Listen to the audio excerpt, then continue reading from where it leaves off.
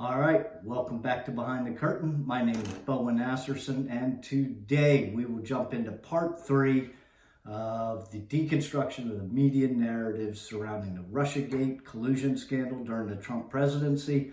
Before we do, pause this video, hit the like button, please. I really appreciate it. Subscribe and share it with your friends. Helps me to grow the channel and produce more content for you, my loyal listeners. So, today is part 3. This is based on a January 30, 2023 article that came out about a month and a half ago in the Columbia Journalism Review by the author Jeff Worth, who was a Pulitzer Prize winning author, a 30-year investigative journalist for the New York Times. And what he did was he had concern about how his contemporaries in the media were handling the Trump-Russia stories. So he did a 2-year investigation into how his contemporaries got the collusion story wrong. And so I've already done part 1 and 2. You can go back and watch those videos, or you can jump in right here. Part 1 dealt with the origin of the rumor by the Clinton campaign that Trump was a puppet of Russia. Most of that was based, and most of the reporting from the media was based on a now thoroughly discredited dossier by Christopher Steele that was used to produce completely uncorroborated works of fiction upon which the whole Russiagate scandal was predicated. Part 2, and by the way, part 1 was mostly prior to Trump taking office in 2017. Part 2 was essentially the media after Trump took office in 2017. That's when the Russiagate narrative really began to pick up steam. And there were a spate of media bombshell reports promising the nail in the coffin for Donald Trump, much of which was based on very little, if any, actual direct evidence. And most of it was according to unnamed sources, or sources briefed on the matter, or sources familiar with the matter. So, part 3, we're going to deal with the origins of the investigation and more bombshell reporting by mainstream media outlets that were openly hostile to Trump. They will include some of the things we'll talk about today: a Trump Tower meeting with a Russian lawyer. That was with Donald Trump Jr. The next thing will be a suggestion in a London wine bar by a Trump aide to an Australian diplomat based on third-hand hearsay. Basically a story that suggested the Trump team had received some sort of suggestion from Russia. Testimony by White House counsel Don McGahn regarding Trump's desire to fire Robert Mueller, the special counsel. And we will also talk about the journalism prizes won by the Washington Post and New York Times for their reporting on the Russiagate scandal, much of which has had to be amended or corrected as facts that have been undisputed or are currently clearly undisputed, but certainly were available if you looked hard enough during the reporting. Most of that has had to be amended or corrected. So let's jump right in. So at the end of part 2, Trump fired Comey.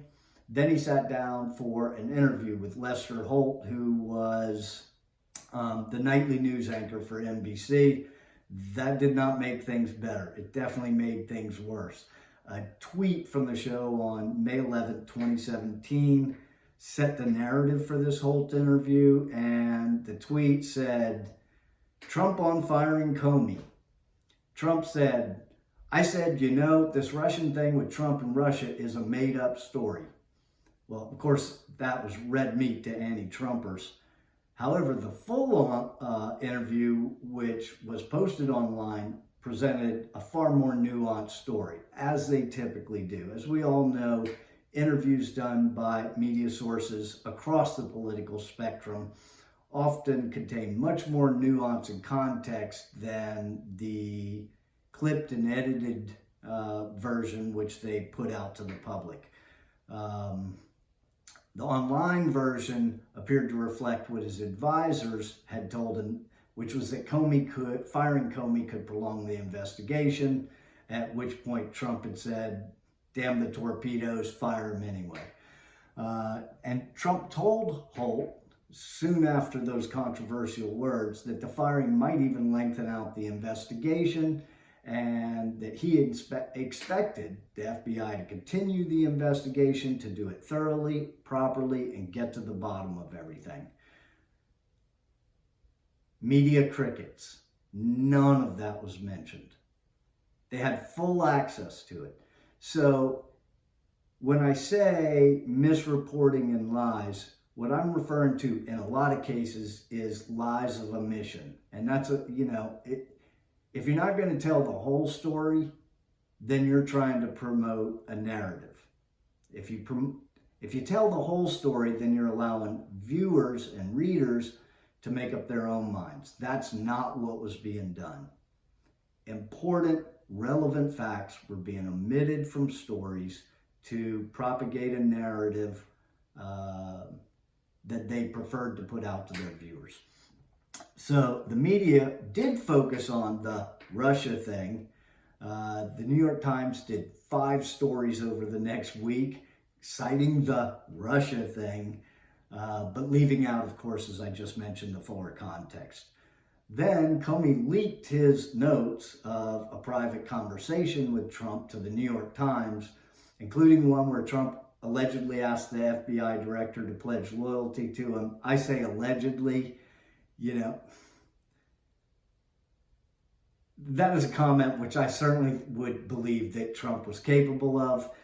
The Times also stated that the Russiagate inquiry has since gained momentum as investigators have developed new evidence and leads. Comey later testified to Congress that he had leaked the memos in hopes that might prompt the appointment of a special counsel to look into the entire Russiagate scandal and all of the events surrounding it, including but not limited to the FBI investigation and the investigation by other intelligence sources in the U.S. At the same hearing, he criticized the paper's story of February 14, the one where the New York Times had invited in filmmakers to film their internal deliberations over this story, in which they were fairly sure, so this is their standard for reporting now, fairly sure that members of Russian intelligence were having conversations with members of the Trump campaign. This was presumably in reference to Michael Flynn's talks with the Russian ambassador, Michael Flynn being the incoming national security advisor for Trump. So the talks he had with the Russian ambassador before the Trump campaign or the Trump administration actually took office in January of 2017, talks that historically have been completely commonplace between incoming administrations and other state leaders in order to get up to speed and set expectations and start to build and develop a relationship. The media went crazy over this. By the way, Flynn was indicted for lying to the FBI, and later the Justice Department found exculpatory evidence for Flynn, moved to dismiss the charges, but Trump, of course, pardoned Flynn before that could be completed. At the time, after that February 14th story by the New York Times, if you recall from the second video, we are unaware, Strzok said, of any, capital A-N-Y, Trump advisors engaging in conversations with Russian intelligence officials. Comey and McCabe, the 2 top officials at the FBI, told Trump that this story was, quote unquote, bullshit.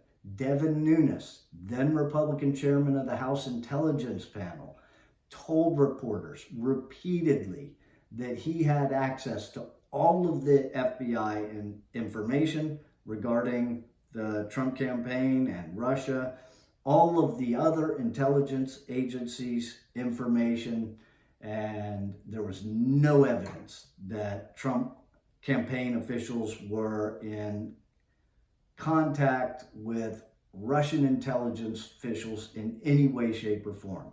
Of course, as was typical during that time, the media was very skeptical of Devin Nunes because he was a Republican. They asked him if he was basically covering for the White House. They thought maybe he was being untruthful. At any point, they completely ignored his statement that there was no evidence. On June 8th, at a Senate hearing, Comey was asked whether the Times story, the one on February 14th, was almost entirely wrong. His response was yes. He told a senator that they were in fact correct, that the senator was correct. When they asked if he had surveyed the intelligence community to see whether they, the FBI, was missing something after the Times story on February 14th, he said, yes, he did. And he was unable to locate any evidence from other agencies supporting the claim that the Trump campaign was communicating with Russian intelligence officials. And he later told senators in a closed briefing after the story, I don't know where this is coming from, but this is not the case. And the New York Times story in the main was not true. So all of this comes out. The New York Times journalists who thought they were on to the next Watergate and were going to be heroes on the level of Woodward and Bernstein, that movies would be made of them. I don't know what they were thinking, but they were certainly feeling very self-congratulatory. They were being very self-indulgent, having an outside film crew come in and film their internal deliberations. I've never even heard of a news organization doing that. It seems so self-serving. But after all this came out, Times journalists were uncomfortable but confident as they told the filmmaker that was filming the documentary, see if I can speak today, that would later be aired on Showtime. The New York Times editor said, the FBI won't even tell us what's wrong with the story, so we don't know what Comey's talking about. He said, the story in its main is not true. So basically, he just stated that almost your entire story was untrue. Based on that, you would expect a major media publication, especially the paper of record, the New York Times, historically one of the most respected reporting outlets in the world, to do a little inward reflection and say, yeah, maybe we should retract that story, or at least come out and be very clear that the FBI has refuted most aspects of the story. Did they? No. Mazzetti, if you'll recall, a reporter on the original story, made remarks on how uncomfortable it is to have the former FBI director challenging aspects of our story. Aspects, he said in the main it was not true, because it became a way to bludgeon the press and discredit our reporting. Discredit your reporting? He said it was false. He said it was misleading. He said it was untrue. That means that your reporting is already discredited. These people, I mean, it's unbelievable. So, and listen, this was the problem. The New York Times failed to confirm exactly who these suspected Russian intelligence officials actually were. I don't know if they looked into it or whether they were just willing to accept on the surface that it was Russian intelligence officials. And the problem, as I've mentioned before, when you rely on sources familiar with the matter, literally that's so vague as to mean, it could mean me. I followed the entire story, so I was familiar with the matter. So I could be a source familiar with the matter. In fact, the very reporter reporting the story could in fact be a source familiar with the matter. That's probably not the case, but that's how vague that type of sourcing is. And it's clearly unreliable, falls far short of the New York Times historical standards and long tradition of providing well-sourced, highly verified reporting on matters, especially of this magnitude. The Times, in an internal review, stated they found no evidence that any prior reporting was inaccurate, but if more information is provided by the FBI, we would review that as well. What more do you need than when the FBI director states publicly that the story, for the most part, is completely untrue? That's a real stubborn attitude to take for the New York Times.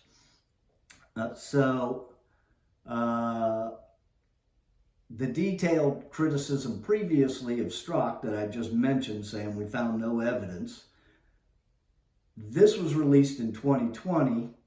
At that point, the Times did report on it to their credit. It was a big, huge headline on the front page, just like the original story on February 14th, which stated Russian intelligence officials were communicating with the Trump campaign. No, that's not correct. It was not a front page headline. It was buried on page 14 of the New York Times. And how many of the readers who saw the initial big headline and bought into the entire narrative that the Trump campaign was in collusion with Russian intelligence officials, how many of them do you think saw the small, tiny correction buried on page 14? I don't know the number. It's more than 0%, but I bet it's a whole lot less than 100%, somewhere in the middle. Despite the criticism from Comey, the Times continued to aggressively report on Trump and Russia, and on July 9th of 2017, the paper landed a major scoop about a meeting at Trump Tower, which, if you followed it at all, that was a meeting between Donald Trump Jr. and a Russian lawyer named Natalia Veselnitskaya. That's as close as I can get to a pronunciation of her last name. And that, of course, rekindled the collusion narrative. This meeting was prompted, apparently, by an email from the son of a Russian businessman, and the message promised incriminating information from the Russian government on Clinton. Trump Jr. replied to that email, "I love it." In retrospect, not the smartest thing, but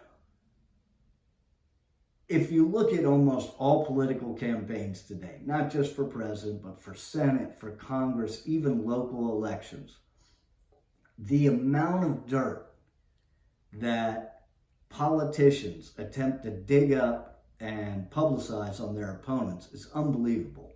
So I don't think it should be especially surprising that the Trump campaign was receptive to dirt on their primary political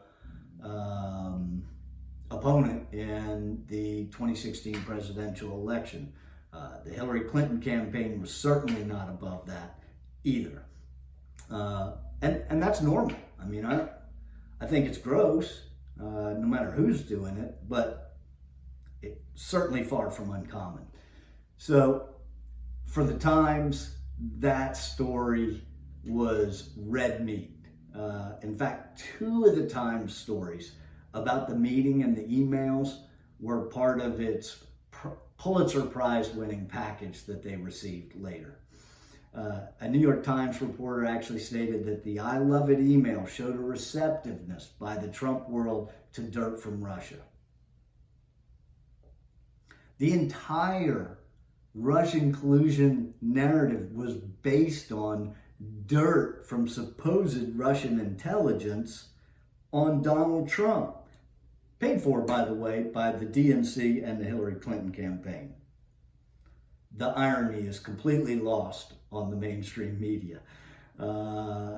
That reporter also stated the meeting itself was a flop. Essentially, There was no there. Nothing was garnered by the Trump campaign. However, just the intention to get dirt must have meant there was a deep level of collusion between Trump and the Russians. Ironically, actually, the only bit of information that was received was a memo from Fusion GPS, who was the sponsor of the original Steele dossier, which is thoroughly discredited. And that memo contained something about obscure Clinton donors mixed up in Russian business dealings. Okay, lots of Americans are mixed up in Russian business dealings, so clearly that's nothing. So Fusion, it turns out, had worked for American lawyers who represented a Russian real estate firm whose attorney was Natalia Veselnitskaya, the person who met with Donald Trump Jr. and basically provided a memo about Clinton donors having business dealings in Russia. A big nothing burger. By August of 2017, the collusion investigation had not panned out according to 2020 testimony by Rod Rosenstein, who, if you remember, was the Deputy Attorney General who oversaw the Mueller investigation. By August of 2017, the collusion investigation by Robert Mueller, which included numerous high-level attorneys, $25 million worth of taxpayer money, over 500 interviews. Seriously, one of the most exhaustive investigations in my memory. That investigation had not panned out as of August 2017. So by late October, several months later, the Republican-led House Intelligence Committee, led by then Devin Nunes, had obtained banking records showing that Fusion's client for the dossier was Mark Elias, which we previously mentioned was the lawyer for the Clinton campaign and the DNC. He was the lawyer who met with, who hired Fusion GPS, who then met with Christopher Steele and asked him to produce a dossier, which he did. And that dossier, which was full of bullshit, I mean, just clearly on its surface, when you heard the details of it, you had to go, I mean, that sounds like a headline from The Onion, which is a satirical magazine in the US, if you've ever read it, which comes up with the most bizarre and ridiculous information. If you heard some of the statements from the dossier, they all sounded like Onion headlines. The fact that somebody would look at that and go, oh, that sounds credible. I mean, that sounds believable. Beggars belief. So anyway, the Post broke that story that Mark Elias was allegedly the lawyer for the campaign and the DNC. Allegedly, at that point, he clearly is, as we know now. So the Washington Post broke that story. And then a few weeks later, Mueller reached a plea agreement with Michael Flynn over his recollections of his transition contacts with the Russian ambassador. If you recall, the FBI approached Michael Flynn, wanting to ask him questions about it. Michael Flynn knew the FBI had transcripts of his call. He said, listen, you guys have the transcripts. Ask me what you want, but you know exactly what I said. Regardless, they didn't give him copies of the transcripts. They asked him questions about phone calls that had happened more than a year prior. And he either purposefully lied or this is a tactic done by law enforcement all the time to catch you tripping up over small trivial details. I don't know which was which, but he was indicted for lying to the FBI. He later tried to withdraw his plea because the Justice Department found exculpatory evidence, including the fact that the lead FBI agent on the case wanted to close it because there was no there. However, he was overruled by higher-ups who wanted him to continue a pointless investigation into Michael Flynn. The Justice Department recommended dismissing charges and actually moved to dismiss the charges. However, Trump beat him to the punch and went ahead and pardoned Flynn, as he clearly was not guilty of doing anything out of the ordinary regarding an incoming administration, opening talks with their counterparts at foreign state governments. So, the day after Flynn appeared in court, the Times reported that Strzok, who was the FBI's manager of the Russian inquiry, the agent at the FBI who opened the inquiry into Russian investigation, they reported that he had been removed by Mueller months earlier over possible anti-Trump texts. Now, if you followed this at all, even on the perimeter, I recall the Republican-led House committee grilling Strzok on his personal anti-Trump texts. They were clearly hostile. He clearly had extraordinarily disdain for Donald Trump.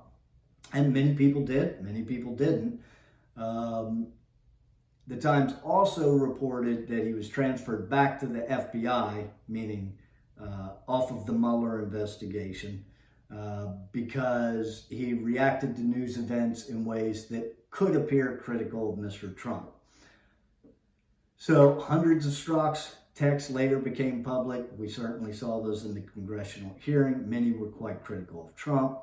Strzok did testify in these congressional hearings that his personal feelings did not affect his official actions and his professional conduct. In fact, the Justice Department's Inspector General later said he failed to find any documentary or testimonial evidence that political bias or improper motivation influenced the opening of the investigation into the Trump campaign. Based on everything that I've read, and if you watched parts 1 and part 2, it seems clear to me that Peter Strzok, who I previously, especially during the congressional hearings, had formed the opinion that he was virulently anti-Trump, and therefore his political bias must have certainly influenced his professional conduct. However, from everything that I've seen reported on in this article, his professionalism in conducting that investigation was unaffected by his personal feelings for Trump. In fact, he was professional to a degree that I feel, in retrospect, that he should be commended for. So, the Times and other outlets did report on most of Strzok's texts, but you saw most of the reporting, of course, on Fox and other more conservative outlets. What the Times did not report on was one text by Strzok in particular that may have helped readers understand better in the future why Mueller did not bring criminal charges against Trump in the Russiagate scandal, especially with regard to collusion or conspiracy with Russia. However, before that omission, which, as I mentioned, omissions of facts demonstrate a desire to propagate a narrative designed to achieve a purpose that has been predetermined by the outlet publishing the story or the report. So before that omission, the Times exposed another piece of the FBI puzzle, and the paper landed that major story at the end of the year, into 2017, in order to be included in its Pulitzer Prize-winning package, which ultimately shared the prize with the Washington Post for national reporting on the Russiagate scandal, most of which we now know has had to be redacted and edited. So what they claimed was that So the critical question was what prompted the FBI in 2016, late July of 2016, to open a counterintelligence investigation into the Trump campaign. They claimed that it was not, in fact, the unsubstantiated Steele dossier, but firsthand information from one of America's closest allies that so alarmed the FBI. Okay, so there's three characters in this drama. One is a Trump aide named George Papadopoulos. The other is an Australian diplomat named Alexander Downer. And the third is a Maltese professor living in London named Misfood, Joseph Misfood. All three of those have, according to the author, disputed different aspects of this story, and what happened. Essentially, the events at issue boil down to the fact that Papadopoulos, the Trump aide, heard a suggestion from Joseph Misfood, the academic, the Maltese academic who was living in London. So Papadopoulos heard a suggestion from Misfood about the Russians allegedly having dirt on Hillary Clinton involving emails of some sort. Papadopoulos, after hearing that suggestion, a suggestion that was made with no evidence, no facts, nothing, he then suggested that possibility to the diplomat Alexander Downer in a random wine bar in London. So Papadopoulos heard a suggestion from a Maltese academic and then relayed the possibility of that suggestion to an Australian diplomat in a London wine bar. Okay. Downer, the Australian diplomat, later tipped off the U.S. About his London conversation with Papadopoulos, which led to an investigation. Papadopoulos, 2 months before this Times article had come out, had pleaded guilty to lying to the FBI about some of the details of his meeting with Misfood. I believe it was misreporting or lying about the date and time of the meeting, and also, I think, downplaying some of the information that he purportedly received from Misfood. And apparently, Papadopoulos did try, unsuccessfully, to broker meetings for the Trump campaign with Russia. So Misfood, at some point, disappears from public. But prior to disappearing, apparently that was in November of 2017, he did several interviews with different reporters from different countries, denying he had worked for or with the Kremlin.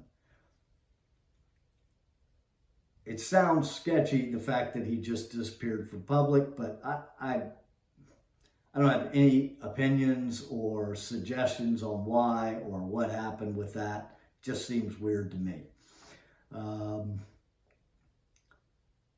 The Times story that broke this news about the conversations involving Papadopoulos and Downer and Misfood contained no denials by Joseph Misfood about any of the facts in the story. So again, omission. I mean, you can't just keep doing this and expect to maintain your credibility, because eventually this information comes out, as it clearly has, as it has, in fact, with the entire COVID pandemic, as it has with numerous other issues, including the Hunter Biden laptop. If it happens once, you could be forgiven. But again and again and again and again, you just grind your own credibility into the ground. So FBI checked with other government agency, presumed to be the CIA, found no derogatory information on Misfood, and apparently he told the FBI in 2017 that he had no advanced knowledge of the DNC hacks and did not make any offers or proffer any information to Papadopoulos, according to FBI documents. After Downer informed the U.S. about his conversation with Papadopoulos, the FBI 2 days later opened an investigation named Crossfire Hurricane, which is the investigation into the Trump campaign. However, the document authorizing the inquiry reads, this investigation is being opened to determine whether individuals associated with the Trump campaign are witting of, meaning aware of, or coordinating actively activities with the government of Russia. As we now know, there was no evidence. The short document also spelled out the lack of direct evidence. It said that Papadopoulos had suggested the Trump team had received some kind of suggestion from Russia. So that was the basis for opening an investigation into the Trump campaign. A Trump aide who was a volunteer had suggested that the Trump team had received some kind of suggestion from Russia. A suggestion of a suggestion. Strzok described how he viewed that in an interview with the author of this story. He stated, quote, "There was never a case opened on the Trump campaign. It was open to identify whoever might have received the Russian offer." Within or related to the Trump campaign, I don't see the distinction, maybe a distinction without a difference. Regardless, Strzok maintained that interviewing the source, Alexander Downer, the Australian diplomat, was crucial to getting to the bottom of these allegations. Andrew McCabe, who is now the director of the FBI, was asked in a December 2017 congressional hearing, which was public, why the surveillance was done on Page and not Papadopoulos.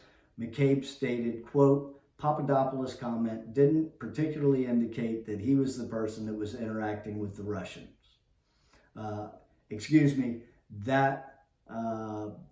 That congressional hearing, according to this, was not public. It said, this story states that McCabe's testimony would not become public until much later. So no, he didn't testify publicly at the congressional hearing. It was a closed-door congressional hearing.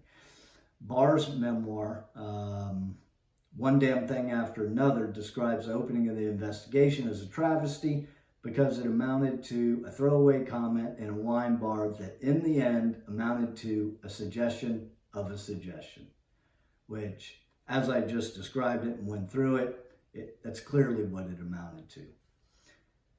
So then, on January 24th of 2018, more Strzok texts were released.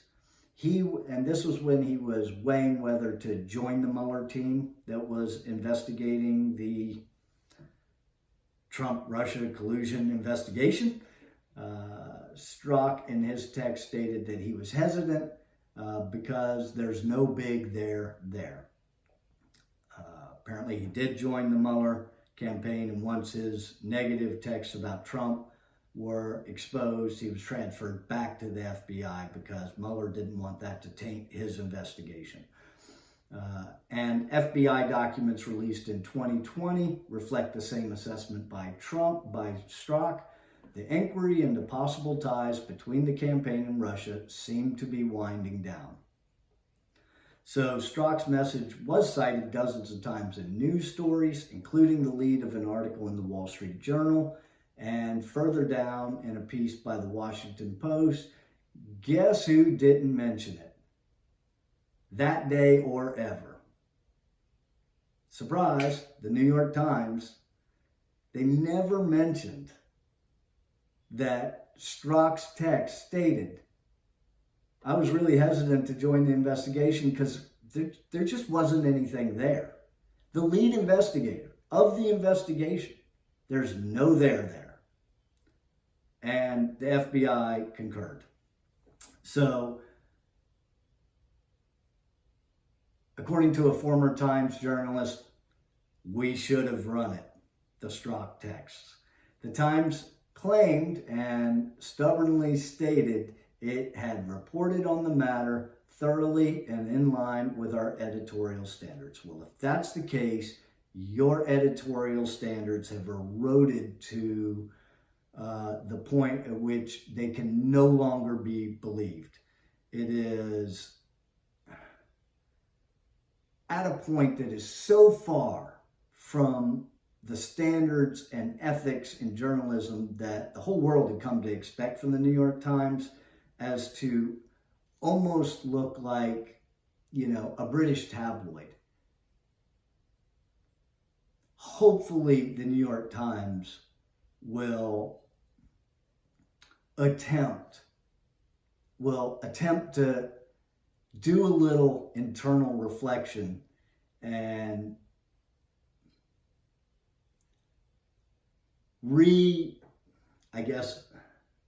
reinstate the ethics and standards for which they had always been known into their reporting going forward.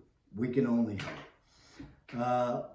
So the Wall Street Journal in its piece did note that Strzok had skepticism about the burgeoning investigation. Clearly, he said there was no big there. And Gerard Baker, who was the Wall Street Journal's top editor at the time, said in an email that he was initially skeptical, but remained open-minded initially about the Russian collusion story. Baker, according to the author, is now the editor-at-large for the Wall Street Journal.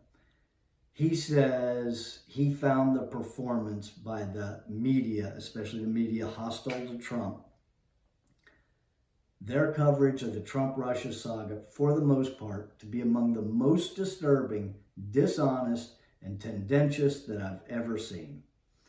The day after, that's a pretty strong statement. The day after Strzok's text was released, the Times published another story. And this one received tons of media coverage. You saw it really was focused on during Mueller's testimony about the investigation. It was when White House counsel Don McGahn, who was already cooperating at Trump's request with the special counsel. Trump demanded that his White House counsel cooperate fully with the Robert Mueller investigation. The New York Times story stated Trump had ordered Mueller fired shortly after his appointment, but ultimately backed down after the White House counsel, Don McGahn, threatened to resign rather than carry out the directive. McGahn, during his interview with the special counsel, said he had not told Trump of his plan to resign, but said that the story was otherwise accurate. So that casts a little doubt on the Times story that Trump backed down after McGahn threatened to resign, because McGahn never told Trump that he would resign, even if he intended to resign if Trump insisted on Mueller being fired. He did not make that clear to Trump, so Trump backed down on his own. Trump, who was always quick to anger, full of hyperbole, always screaming and yelling and blowing off steam, according to most people that worked with Trump, was just screaming into the void. And eventually, once he settled down, came to the more rational conclusion that firing Mueller would be an extraordinarily bad idea, and it would be best to just let him go on and continue his investigation to its conclusion. McGahn also told Robert Mueller that he never saw Mr. Trump go beyond his legal authorities, which is why Robert Mueller never indicted Trump for any criminal activities in any shape or form relating to Russia and collusion. So the New York Times did acknowledge, the author of that story acknowledged later in acknowledged in 2020, that piece left the impression, as I said, a lot of those stories omitted facts or were written in such a way as to obscure the actual facts, but to leave an impression, though it didn't explicitly state, so they give themselves a little loophole, that McGahn's threat to resign had been delivered directly to Trump. Those are the problems that create credibility with your audience.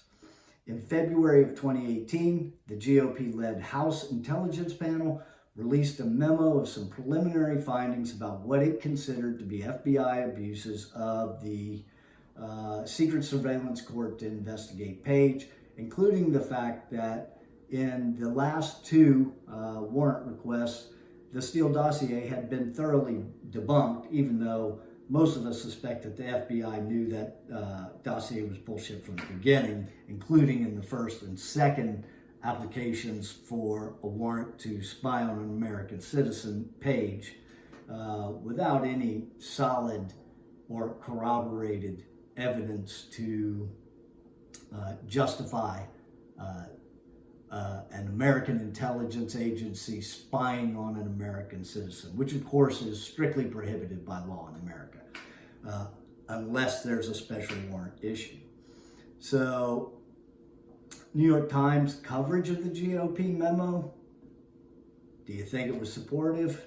No, skeptical as usual, called it politically charged. And listen, the Democrats come out with a memo, the Republicans are going to be skeptical and charge it as politically motivated. But we're not talking about the conservative media right now, even though I know they do the same thing. The New York Times coverage of the GOP memo was skeptical. They called it politically charged, and to justify this, they cited outraged Democrats. That was their justification for claiming it was politically charged. I don't know that outrage is a justification for citing anything as fact. What they didn't do is they didn't quote the memo's allegation of the dossier's essential role in the surveillance. So again, they completely omitted the main point of the memo, which was factually correct and undisputed at that point. The same day, in another article in the New York Times, they again called the GOP memo politically charged. That's twice in one day, and quoted as justification, scathing criticism by Democrats.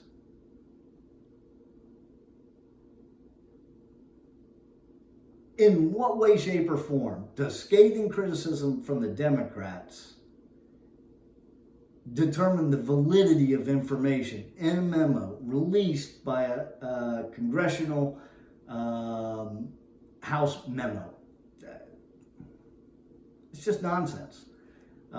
In the end, the allegations of abuse by Devin Nunes were confirmed in 2019 when the Inspector General released a report that was a scathing critique of the FBI. In a statement to the author of this article that I've been quoting from, the Times said, "We stand behind the publication of this story." So they stand behind the publication of a story in which they used outrage to justify calling something politically charged. By the way, outrage from presumably people who lead politically the same direction as the reporters that were reporting on it. And they stood behind the publication of a story that omitted the key point to the memo. All right, if that's what you want to stand behind. In February 2018, the Times and Post shared a George Polk Award for uncovering connections between Trump officials and well-connected Russians, which of course they did not, as we all know. But that triggered, and by the way, for reporting that triggered the investigation by Robert Mueller III. Listen, there are people that have heard all this, that I know people who have heard all the evidence now, and regardless of all the evidence, they still can't mentally let go of that mental anchor, their belief that Trump was guilty of collusion is so much a part of what they believe and how they identify as individuals that regardless of the evidence,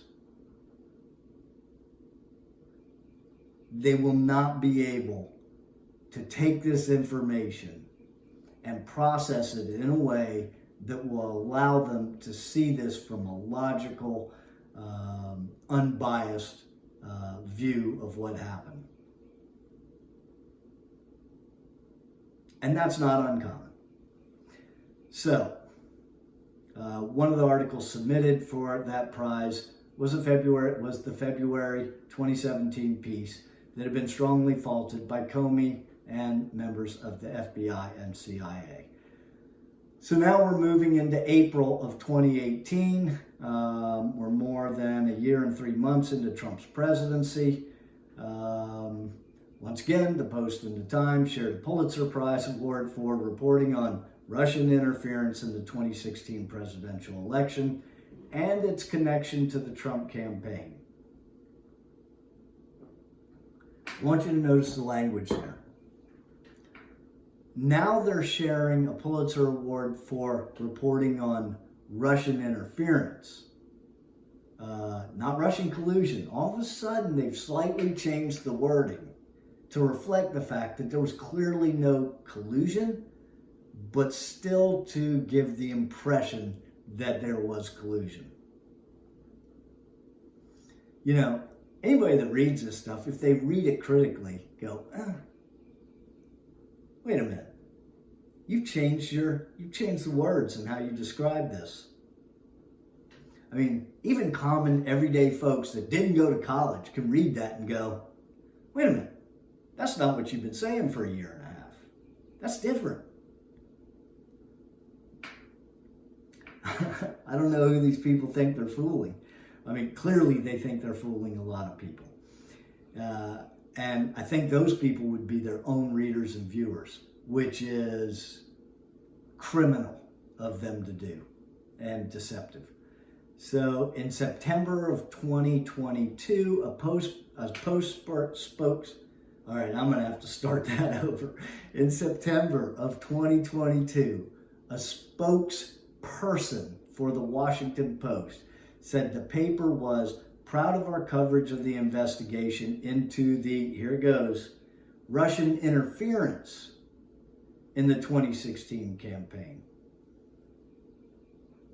Nothing that we heard the entire time was about Russian interference. It was about Trump's collusion with Russia and him being a puppet of the Putin regime. Now it's Russian interference, which of course, only $2,900 worth of Facebook ads from the IRA, which was a group of Russian individuals purportedly connected to Russian intelligence, but never confirmed. Let's just assume they were. $2,900 in ad buys, $29,000 in ad buys would have zero impact on the election. And by the way, as we all understand now, after the 2020 election, all of our elections are fair and safe and unassailable. According to Democrats, the mainstream media, I tend to believe that most of our elections are fair and free. There may be some minor fraud here and there, but I don't think we've ever seen evidence of large, widespread, actual voter fraud. Maybe fraud from the media in reporting things a certain way, but not voter fraud. So we're proud of our coverage of the investigation into Russian interference, which, as we all know, $2,900 in Facebook ads constitutes little to no Russian interference. And even if anybody did read it, do you think anybody who was thinking of voting for Hillary Clinton read a Russian Facebook ad and goes, oh my God, I'm voting for Trump? I mean, you either were voting for Trump or you weren't voting for Trump. And believe me, everybody's mind was made up at that point, except for maybe a small portion of independents. The Pulitzer Awards clearly became a subject of criticism. According to Tom Kuntz, who worked for 28 years at the Times and now runs Real Clear Investigations. This is a nonprofit online news site that's featured articles critical of Russia, of the Russia coverage by writers of political orientations across the spectrum, including almost democratic socialist leaning Aaron Mate and Paul Sperry. Aaron Mate, who, even though he has very left-leaning political views, I always feel when I read his reporting that he's not letting those influence his reporting of the facts. I've noticed that his reporting tends to be very fair and honest. He treats conservative media with some skepticism, but he treats the left-leaning media with the same degree of skepticism and calls balls and strikes against both of them. He would later win the Izzy Award, which I'm not familiar with, from Ithaca College, named after the left-leaning journalist I.F. Stone for his stories in the Nation that exposed the hollowness and hyperbole of the so-called Russiagate scandal. Okay, well, a month after the Pulitzers were announced, Showtime aired the 4-part self-congratulatory documentary film about the Times' pursuit of the Russia story, The Fourth Estate. Other films at the time were in the works. In 2018, they were going to do numerous documentaries about their heroic and courageous and breathtaking reporting, their intrepid deep dives into the origins of the Russiagate scandal. And alas, now all of those projects have been backed out of.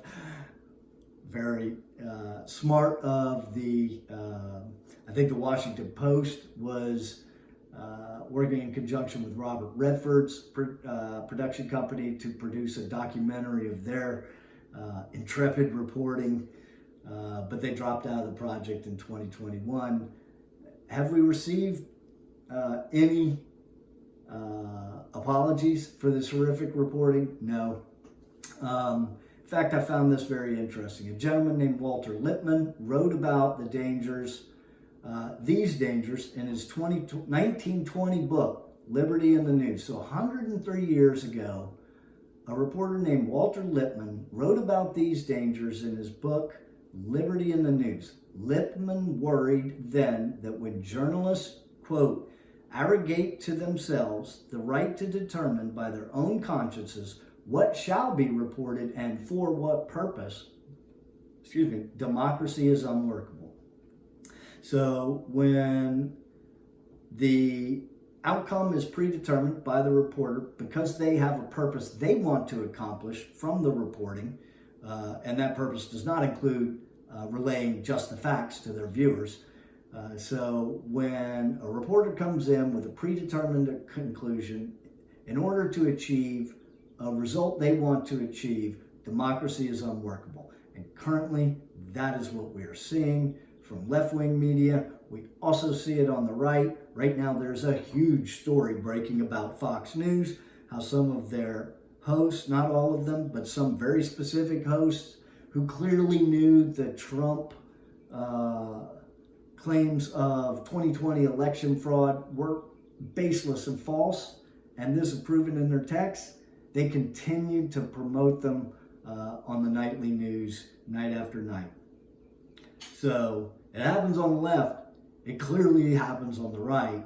Right now I'm picking on the left, but I certainly will probably get into a story which I know a lot of you that listen to me that are on the right are not going to like. It's going to be about the truth of what a number of Fox News hosts did that was just as unscrupulous as what I am accusing the mainstream media on the left of doing. You got to be willing to look at the facts regardless of whether you like them or not. So if you don't want to listen to that one when I come out with it, don't. But I hope you will. All right, well, that's everything. There may be an additional chapter that we'll jump into, Chapter 5, The Scandal That Never Ends, or actually Chapter 4, but that one that I just went through was most of Chapter 4. Chapter 4 does contain some more things, so I may do a short video on that as well, and maybe include parts of Chapter 5, which is more like an addendum to the story. Once again, thank you for watching. Please hit the like button. That really helps me. Subscribe. That way you'll get notifications each time I come out with a new video. And share it with your friends.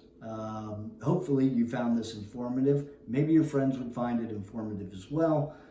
This helps me to grow the channel, create more content for you, my loyal listeners. As always, I very much appreciate you taking the time to listen to me. I know you have a lot of options out there as far as who you can listen to, and I appreciate you choosing to listen to me. Thanks. Have a great day. Until next time.